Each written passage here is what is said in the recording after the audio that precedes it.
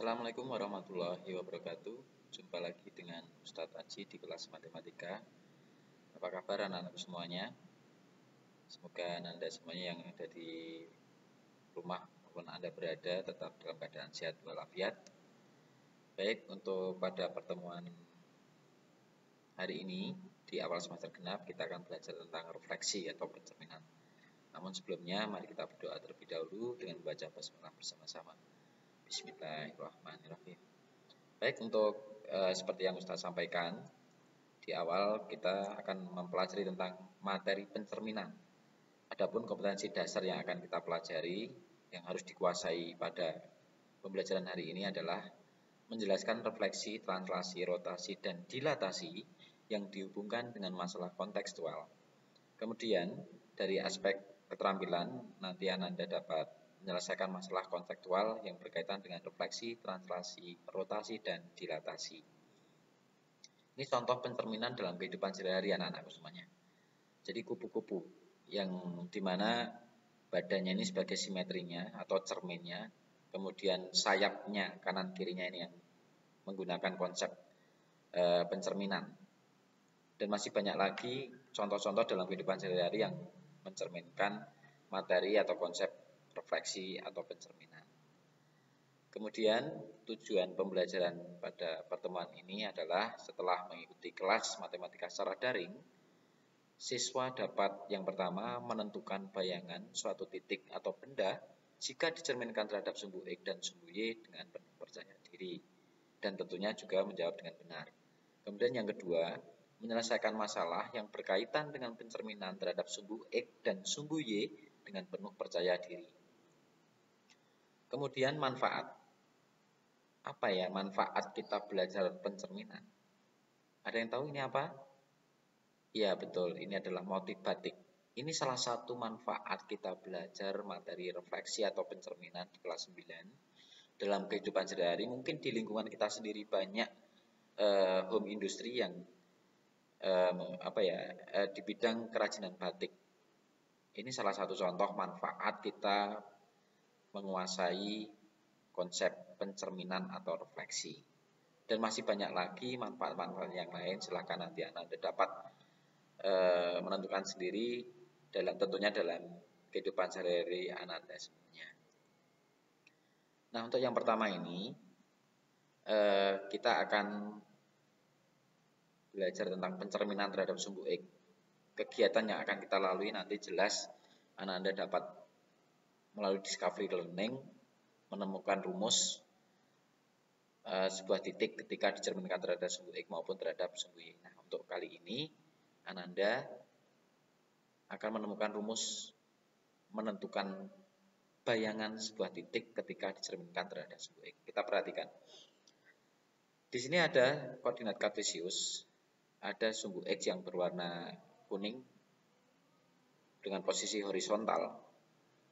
Kemudian yang vertikal adalah sumbu Y. Nah ini sumbu X ini adalah pencerminnya ya, karena terhadap sumbu X, dicerminkan terhadap sumbu X. Kita tahu bahwa absisnya adalah 1, ordinatnya 3, maka titik A ini berada pada koordinat 1,3. Absisnya 1, 3 adalah ordinatnya. Kemudian ketika kita cerminkan terhadap sumbu X, maka bayangannya adalah iya benar, berada di titik 1, negatif 3. Jadi ini merupakan prinsip sifat cermin datar seperti yang Anda pelajari waktu mempelajari di IPA, khususnya tentang cermin datar, sifat bayangan cermin datar. Jaraknya sama, kemudian bayangannya ini seolah-olah ada di bawah ya ini ya. Bayangannya adalah di 1, negatif 3. Nah, sekarang Ustadz punya tabel di mana nanti Anda dapat menentukan rumusnya. Sebuah titik A 1,3, Anda perhatikan ya di sini. 1,3 dicerminkan terhadap sumbu X.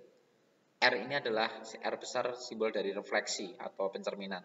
Dicerminkan terhadap sumbu X, maka bayangannya adalah 1, negatif 3. Kemudian titik B 2,5 ketika kita cerminkan terhadap sumbu X, maka bayangannya adalah 2, negatif 5. Dan titik C 3,6 ketika dicerminkan terhadap sumbu X, maka bayangannya adalah 3, negatif 6. Nah, untuk titik D ada yang tahu di manakah bayangannya ketika dicerminkan terhadap sumbu X? Iya, benar, negatif 2,1. Maka dapat kita simpulkan bahwa sebuah titik A, X, Y ketika dicerminkan terhadap sumbu X, maka bayangannya adalah A aksen X, negatif Y. Mungkin sampai di sini ada yang mau bertanya? Oke, kalau tidak ada kita lanjut.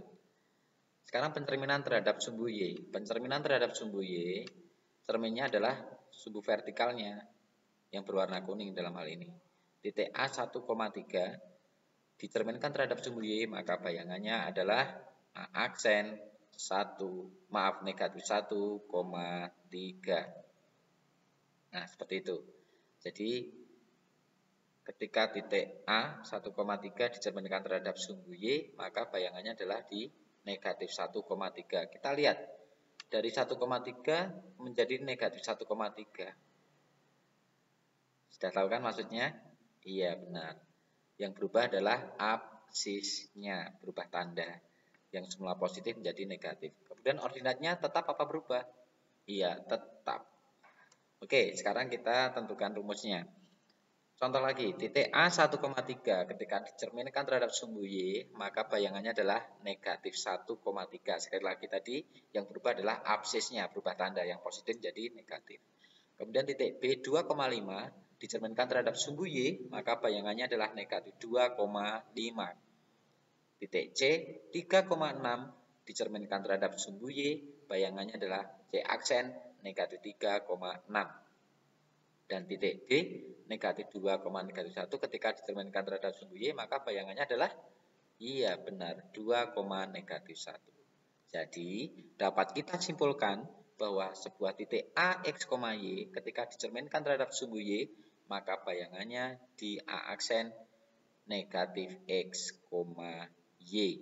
Jadi yang berubah adalah absisnya. Paham ya? Oke, kita lanjut. Dapat kita simpulkan dari pengalaman belajar sebelumnya, maka dapat kita simpulkan bahwa bayangan titik A, X, Y ketika dicerminkan terhadap sumbu X adalah A aksen X, negatif Y. Adapun ketika kita cerminkan terhadap sumbu Y, maka bayangan titik A aksen adalah negatif X, Y. Nah, sekarang kuis. Yang pertama, bayangan titik A 3, negatif 2 ketika kita cerminkan terhadap sumbu X adalah yang mana? Iya, betul. Karena ketika kita cerminkan terhadap sumbu X, maka yang berubah tanda adalah bagian ordinatnya. Ordinatnya yang mana? Ordinatnya itu adalah yang negatif 2. Yang ini, negatif 2 ini. Berubah, berarti 3,2. Jawabannya adalah A. Kemudian yang kedua, bayangan titik B negatif 1,5 ketika dicerminkan terhadap sumbu Y, maka bayangannya adalah iya. Kalau terhadap sumbu Y, maka yang berubah tanda adalah absisnya. Yang semula negatif 1, maka berubah jadi 1,5. Jawabannya adalah C. Demikian anak-anakku semuanya untuk pertemuan hari ini.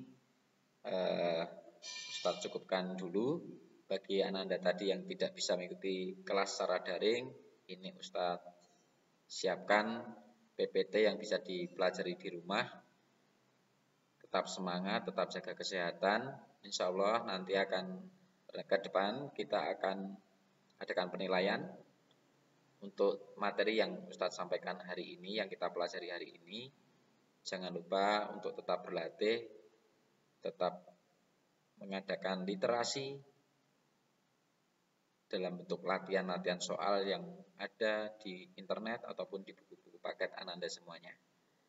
Untuk hari ini belum ada PR, tetap belajar, tetap semangat, jaga kesehatan.